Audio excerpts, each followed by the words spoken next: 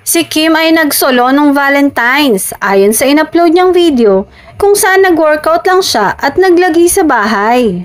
Ito ang first Valentine na wala na sila ng aktor. Ayon kay Kim, the most important relationship in your life is with yourself. Nourish your mind, body, and soul, and learn to love yourself this love month just like me. How I spent Valentine's this year. I woke up early and did a fasted cardio. Hustled at work, and then spent some much-needed me time at home. I stayed away from social media and unnecessary noise, just embracing the peace and quiet by myself, pag-amin ni Kim. Pero duda naman ay ibang fans lalo na nung i-post ni Kim ang isang bouquet na may dedication. Okay lang na walang boyfriend, may flowers naman. Copy po, sagot ni Kim.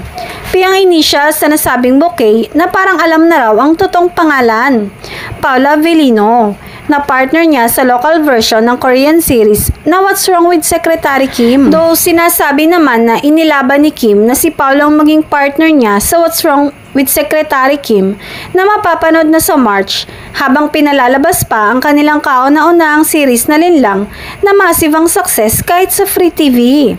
Samantala, tinatanggi ng ilang source na hindi jowa ni Sian Lim ang nasabing road manager na si Iris Lee na kumakalat na kasama niya sa photo.